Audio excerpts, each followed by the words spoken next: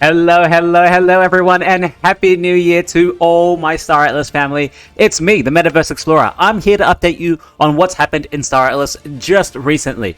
Ladies and gentlemen, thank you very much for liking and subscribing. When you do see the Pepe over there, that's the time to like and subscribe. But of course, you can do it any other time that you want. So, I just want to say, Happy New Year to you guys. I hope you spent some time with your family, just recharged for a little bit. We know the Star Atlas team is away. They will be back on the 3rd of January, but we still see Michael Wagner in the Discord, and we see him on Twitter talking to Wilder Worlds. So there's he's still around. The team is still around. They're just like on break. So in this time, I do encourage everyone, do not tag them for small stuff. Let them just enjoy their time away with their family and let them come back recharged and ready to tackle 2023 with brand new vigor. Okay, I'm going to stop talking now. In this video, what are we going to be talking about? The first thing we're going to be talking about is the Star Atlas State of the Economy report for the fourth quarter of 2022. This is a large report, guys. We're going to go through most of it. I have skimmed it. I haven't fully read each page. I like to actually just print it out and read it in the sun, so it feels like I'm getting some kind of sun nowadays. We're going to go through this, right? But this is actually quite long, so I'm going to leave this till the end of the video. At the start of the video, what we're actually going to do is go through a few small little updates of stuff that has happened in Star Atlas that I thought I wanted to share with you guys, right? And you guys joined me on this journey together. So there was a small article released by Kriegs from Hologram. He was saying that in Sage, multi-faction guilds hold key combat advantage. Ooh. Do you remember a while ago when there was all this stuff about multi-faction guilds like trying to like cheat the game or not being good at all? Well, just keep in mind, there's a whole bunch of multi-faction guilds, right? Aethia, one of the biggest. Chimera, one of the biggest. The Club, one of the biggest. A lot of the guilds are multi-faction, and people are realizing that, oh, maybe if the good guilds are going multi-faction, maybe we should too. Oh, maybe. I don't want to say like I'm the first one to say that, but it's possible. Now, this article is based on a small excerpt in the actual game manual, which I've read fully, and I'm going to go through a little something that I'm doing for you. You guys might be a little bit excited about it. So it's based on a small excerpt, and the excerpt is, there are no three-way battles. If a fleet belonging to a third faction elects to participate in a battle already initiated by two other factions, they must select which side they intend to support, right? So there's no three-way. Wherever you're fighting, right? If you're fighting for a base, or if you're fighting against each other, if you're a third participant coming in, you have to pick a side, okay? You can join one side, kill the other side, and then, in my mind, once you've killed the other side, just come and kill the other side, because then you get the base, and you get all the loot of both parties. Unless, of course, you're in an alliance, okay? Or an alliance or a friendly pact or whatever you want to call it, like you're friendlies with them. So his main point is this combat mechanics allows for members of one guild or one deck belonging to two different factions the opportunity to work cross-faction and attack and defend against the third faction in the triad. Yeah, this is only like one combat mechanic though. I think, and let's face it, guys, this actually might change later on down the line, yeah? It might change. How many things have changed so far? So it's good to draw a minor conclusions from this, but I think it might be too early, too premature. A guild may strategically place or reinforce its position along border territories using the combat power of two of its member factions, giving them significant strategic advantage and operational flexibility. Yeah, that's true. You can strengthen your border cross-faction against the third faction if possible, because you are friendly with someone else. And yeah, it's possible. I think it's still a valid argument to make. It is, right? Star Atlas guilds like Quimera and the Club recently have publicly confirmed their guild's multi-faction status. Man, Aethia was the OG multi-faction guild. What are you guys talking about? Everyone's just copying us, right? Aethia, yeah, we the best. Of course, there will be cross-faction diplomacy. It will be inevitable, of course. You know, people will have to talk to each other to communicate, so we don't always try and kill each other, because killing each other is probably good for the game, But for us, probably not so much, because when you kill each other, you have to, all the resources get used up, and there's no one using resources, and it creates volatility in the market. So it's good and bad if you kill each other. But again, it's a game, right? You're supposed to go and explore and conquer and command, all of this sort of stuff. While the new combat mechanic only warrants 2 sentences in the game manual, its presence has the ability to dramatically shape the way Sage is played by both big and small guilds alike.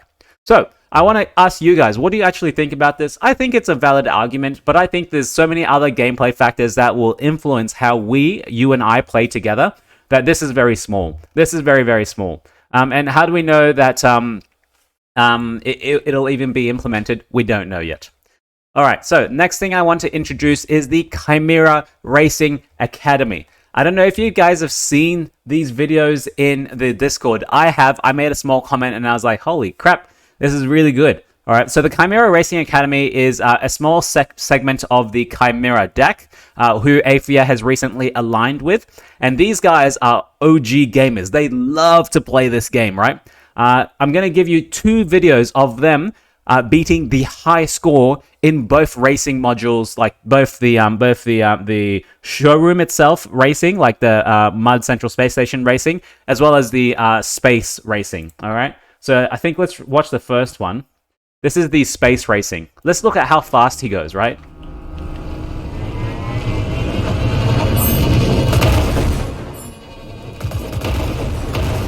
He's going at 250 at a medium, and he hits nearly every target. Look at this. So every time you hit a target, it minuses 2 seconds. Every time you go through a checkpoint, I think it minuses 5 seconds, if I'm right. He's got this down to like the tick. He only does minimal movements. He knows where exactly everything is. This is the good thing about like these things that are generated statically. Like they're not dynamic. They're all in exactly the same place. If I'm correct, I think I'm right on that, right? It's not procedurally generated where they're all in different little locations. But he's so good. He's minus 3 seconds. He actually gained time. He's cheating time. I wish we could do that in real life, but he's minus 3 seconds, which is pretty good. What I really want to know is, how much time has he actually spent practicing this? Is this like one run out of 1,000 runs that he's done, and he just happened to film this one and he got it right? Because think about it. One small bump on any of those rocks and he wouldn't have made it. He wouldn't have made it. It would have been like plus 5 seconds and plus 10 seconds. Let's look at his neck. Hey, Pepe. Let's look at this one. So quick. He's got this down to a pat. And he knows which ones to avoid because he can go faster and gain more time by entering the next one quicker. You see, he avoids some of them, and it's okay. It's all about the time that you get to finish it, right? Look at that. He doesn't like the one at the bottom. I hate the one at the bottom as well.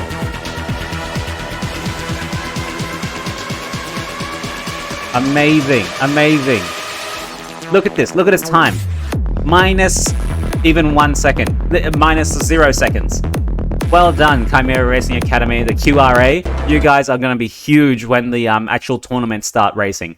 But you guys are the experts, so I bow my heads to you guys. Amazing, amazing, amazing. All right, next topic I want to talk about, of course, is the gameplay manual for Sage. Now, I know I haven't actually covered the gameplay manual in Sage. Why is that? Because I'm working on a video. I'm working on a video that I've put so much time into this. I was up till 2 a.m. yesterday from like 6 p.m. trying to get this done. It's taking me so long because I'm not a professional video maker, right? I learned how to do this all myself. So I'm having to discover and having to make my process more efficient. So as you know, the gameplay manual is huge. It talks about a whole bunch of stuff. And people are going to have to read this when they first get started into the Sage gameplay, right? Or I can provide them a video that summarizes a whole bunch of the stuff for them, okay? This is the video that I'm working on, okay?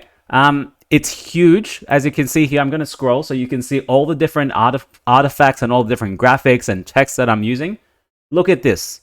Look at this. It keeps going. And this is all for like a 15-minute video, guys. 15-minute video. This has taken me, I think, a week of multiple days just sitting down, not doing anything, ignoring my girlfriend, and just getting it done. Okay, I really hope this gets some views, and I really hope this is used as a base for people getting into Sage, so that if they don't want to read this whole 56-page document, they can come and watch this 15-minute video. I think it's super beneficial. Let's give you a small snippet. I don't know which part is good. I've been working on so I'll tell you about the process. First off, I had to read the Sage manual. Second off, which is fine, right? I'm not complaining about that. Second off, I had to summarize the Sage manual and the different points, okay? After you summarize them, then you have to read them. You have to narrate them, okay? You have to record the voice. After that, you have to get the B-roll and the A-roll. You have to get the B-roll, which is the things playing in the background. As you can see here, this is the early battle and lose, or maybe win. Let's face it, someone's not going to attack. This is the B-roll, which just plays in the background, gives you something to listen to while I'm narrating or you're absorbing the information, okay? Just background stuff. And then you have the A-roll. The A-roll is things like talking about what's on screen at that moment. So, I had to create these little topic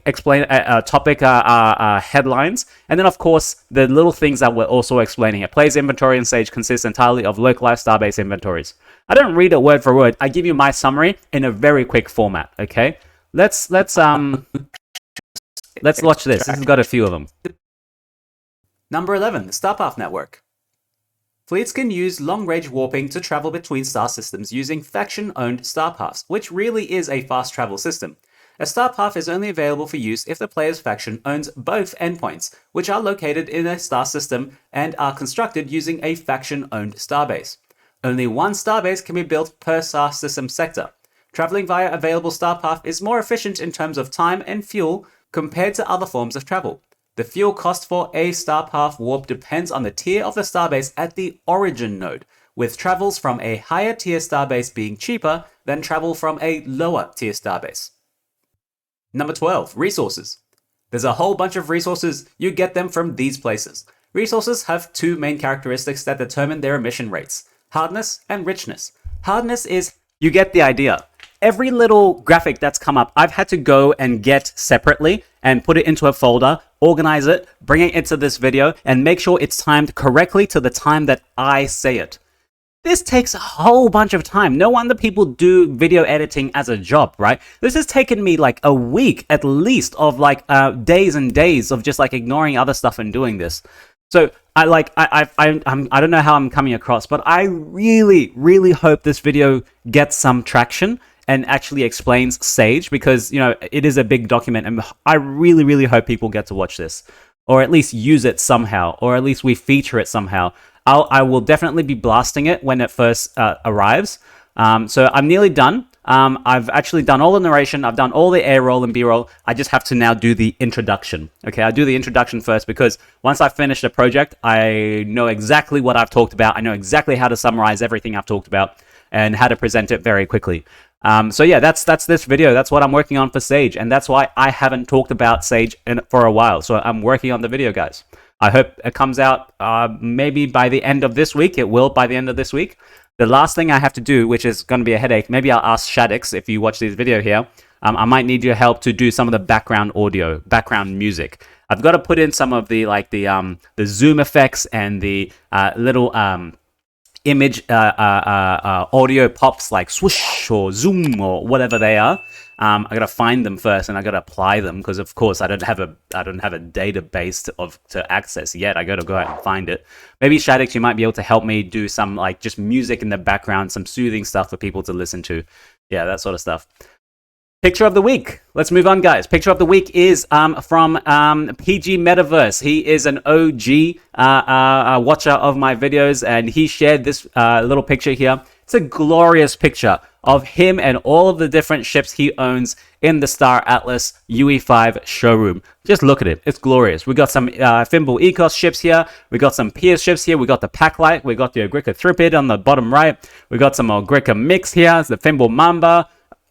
And of course, the giant Pierce Capital ship. Amazing, amazing. Huge, also very nicely scented. but he needs to be a little bit, and I'm going to be very picky, you got to be a little bit more to the right, okay? You got to be in the middle of these two columns here. You're not in the middle, man. You're not in the middle, PG Metaverse. I see you. All right, now, it's been 15 minutes. Let's spend the next 10 minutes going through the Star Atlas State of the Economy report from December 31st. Okay, so the team do release these quarterly reports. Sometimes they're not really quarterly. They only cover like 2 months, give or take. But this one, I think, is a bit similar. It doesn't cover the entire quarterly report because it just came out like 2 days ago. And usually you need time to absorb the whole economy items beforehand until you release it later on, right? So how I'm going to go through this, I'm just going to summarize the key points in this for you so that you guys, or maybe I should do a separate video on this. No, we got to do it now because I don't have time. The executive summary. Over the past 3 months, volatility persisted in the broader crypto markets. We know this. The total market cap of crypto fell 143 billion, 16%. And the MetaVerse Gaming Index declined by 35%, which is huge. The decline in private Star Atlas wealth over the period was 50%. Holy crap. The decline in private Star Atlas wealth over this period was 54, nearly 55%, $48 million. Oh, jeez. Imagine losing 50% of your wealth. I can't believe that. Major events. We all know what the major events were, right? Voters reacted to the worst events by locking up 1.4 million Polis and transferring into Polis. While non-voters transferred a total of 716,000 Polis for USDC. On November 12th, a citizen-led initiative was launched in the form of a community rescue plan. On November 18th, a direct response to the community's feedback, a two-phase recovery plan was announced. Amazing. On November 23rd, the first phase of the recovery plan commenced. The discount program tested 6 ships with an outstanding supply of less than 1% and raised $500,000 in discounted ship sales through to December 11th. Now, these are the 6 ships that went on sale. I think the Pimble Mamba was one of them, which was the highest sold. We saw, I think, the Maiden Heart, I think, was also sold. No one bought most of the other ships as well. Some people bought some, but it wasn't to that high extent. I think one other ship was the high turnover ship. Key highlights of this report. Aggregate daily Atlas wage declined by 5.35%. I think this is kind of expected, right? The average wage per ship increased by 0.74. At least it's not all negative. The aggregate employment rate per ship decreased by 4.1%. Now, we got to make sure we actually remember, which I do not, being honest, what the actual definitions of these were. Like an employment rate per ship, I think, is a ship that is actually staked in score doing something, right? Serving the Council of Peace. You might have a ship on the marketplace. That's not an employed ship, okay? It's not doing anything. It's sitting there ready to be sold, all right? They're talking about ships in score, if I have it right. The size of the labor force contracted by 2%. The labor force is how many ships are in score, I think, again. Employed residents and citizens claimed 452 million Atlas. My God, that's a whole bunch of inflation right there. Now, in the next part, I'm going to talk about the inflation, and they say it's negative now. Like there's no, it's deflationary. Let's have a look, okay? Let's read it. Let's keep going. I'm going to keep going a bit more. They talk about the dominoes, spread, UST, Luna, FTX, Celsius. Oh my God, it gets crazy and crazy and crazy. Star Atlas census. We have a few numbers here for you to share. I'm going to gloss over it, okay? This is not to cover it in depth. Let's keep going to one thing. Wow, one thing in crypto that everyone loves to see is the up and to the right chart, which of course we have here, okay? But don't get too excited, guys. I always like to burst the bubble. Not really. I always like to burst the bubbles. It's the aggregate wealth and net migration. So they're talking about the total population in thousands of wallets, okay? So we started like 143,000 wallets. Now we're up to like 152,000 wallets. So yes, this is a good thing, right? Because more wallets being connected to Star Atlas, more wallets either purchasing Star Atlas token or Polis token or getting a ship, whatever it is, right? Or even getting a comic book for the first time, whatever it is, right? That's still good. That's a new person in the economy. But they are wallets, not people, okay? One person, 5 people, can have 1,000 wallets. one bot farm or one VC company can have 1,000,000 wallets. Okay, I know we're not up to 1,000,000 wallets yet, but you get my idea, right? It's so easy to create a Solana wallet and to have like one Atlas in each wallet. This metric is totally skewed. Okay, Pepe, great time. Thank you very much for coming, Pepe. These guys love to see you dance. Make sure you like and subscribe to Pepe because he needs you. Okay, ciao, Pepe. Yeah, so that's my little comment on this. It is up and to the right, which is a positive, but keep in mind there's nuance to all this data. It's how you interpret it, okay? It's wallets and not people specifically, okay? Let's move on. There's a whole bunch of other stuff. Total wealth in the million in USD. You can see where this happened here. That's kind of like the FTX. Shh, we shouldn't say it too.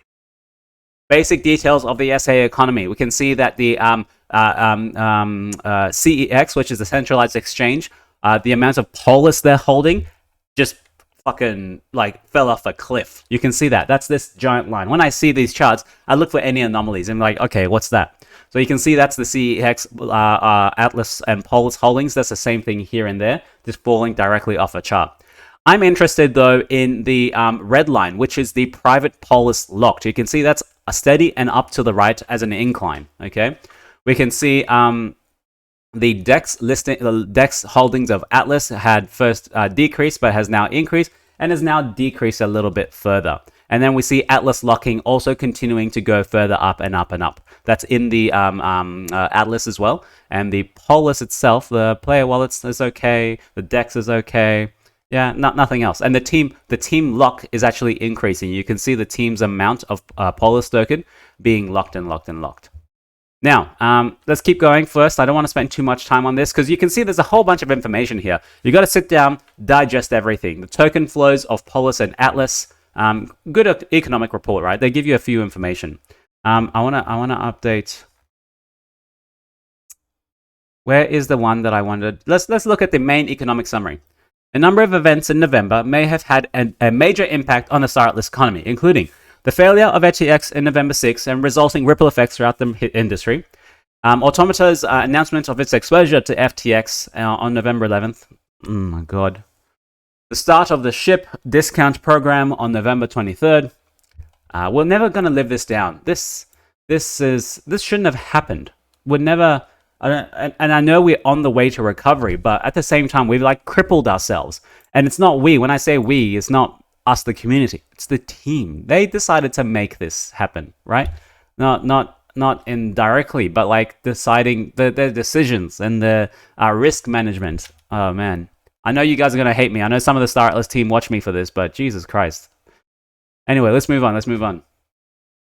This is me. I talk my mind, guys. Okay, you can give me a comment if you disagree with what I say. Of course, it's free flow here. I like to chat to you guys the same way you chat to me. I reply to every comment on here. So if you disagree with some of the stuff I say, just let me know, right?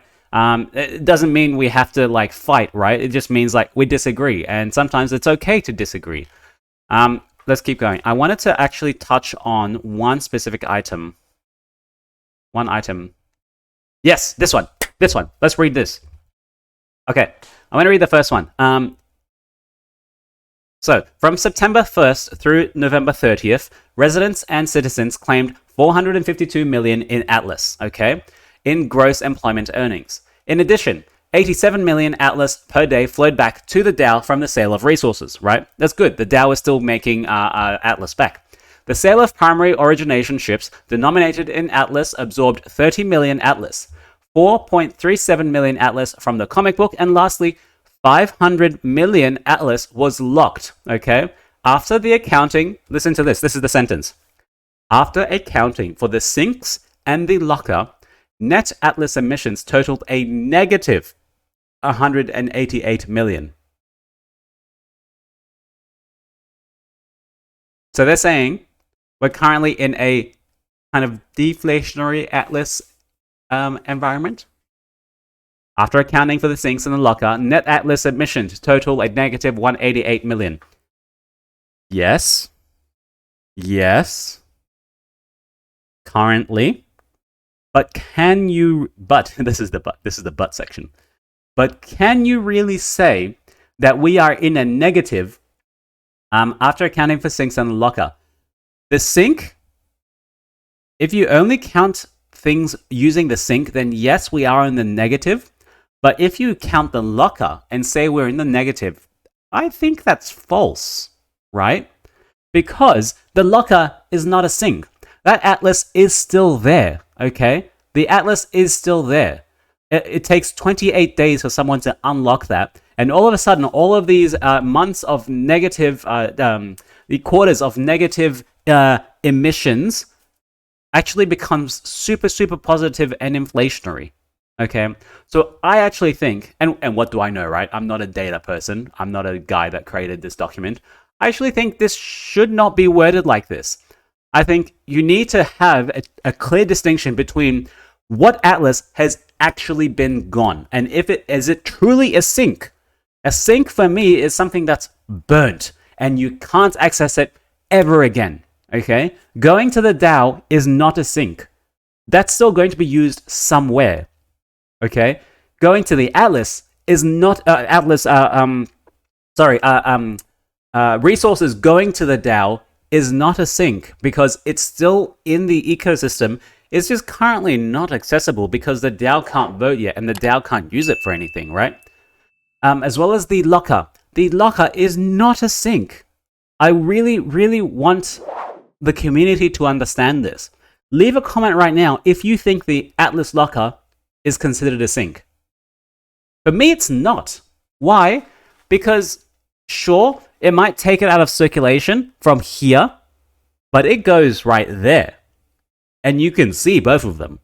It's still surviving. It's still living over there. And sometime, people are going to be able to withdraw that. Okay? 28 days. If we have Atlas hacked or something, Atlas exploit or something, don't know, right? People want to have all their Atlas liquidity back into their wallets and can't handle the DAO anymore because the risk tolerance is too high. They all withdraw from the DAO, and all of that, what is it?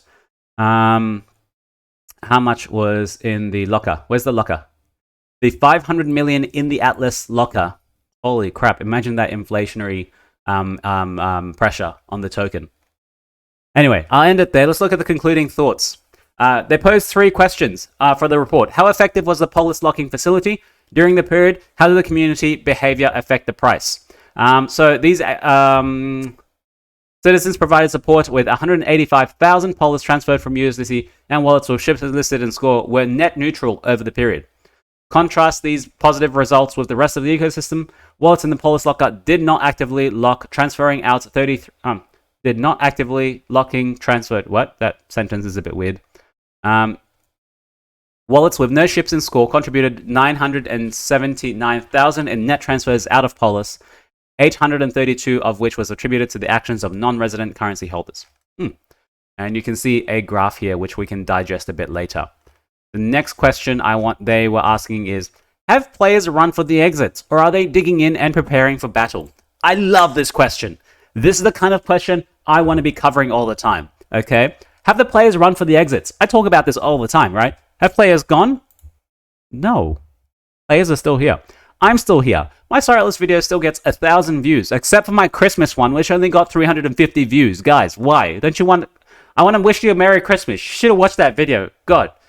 According to the dynamic census, 3.6k wallets joined the ecosystem in this time. Over the period, 70 wallets joined the ranks of citizen, and 961 experienced a separation from employment, I think, which means they withdrew from score, which accounts for a large share of growth in non-resident ship owners, which increased by 1,000 became non-resident voters, and 3,000 became non-resident currency holders. So non-resident currency holders, I think, are the ones that do not have a ship but hold Atlas tokens. So they are a non-resident, but they have currency.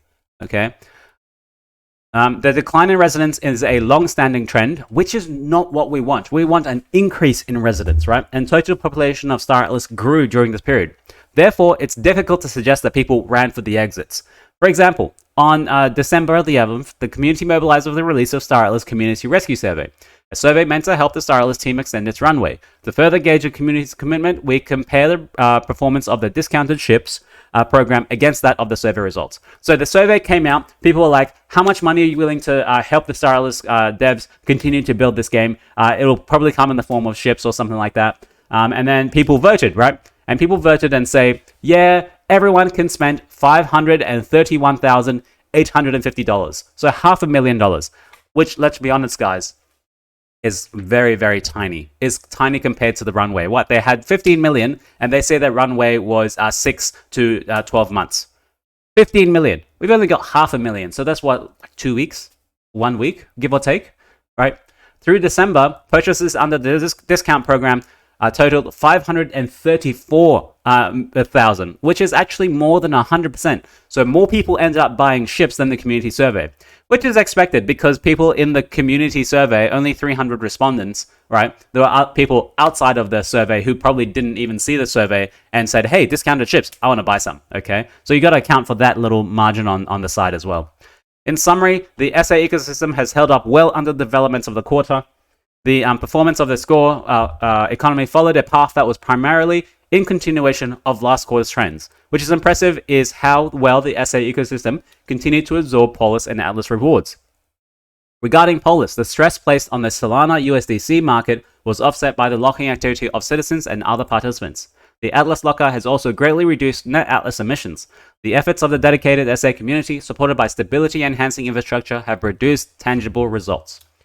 And that is the end of the economic report. I encourage all of you guys to go and read it. I'm going to go ahead and print it and read all of it and maybe have some little lingering thoughts after it. I don't know if I'll include it in another video for now, but as always, I am very, very grateful that we even get insight into this.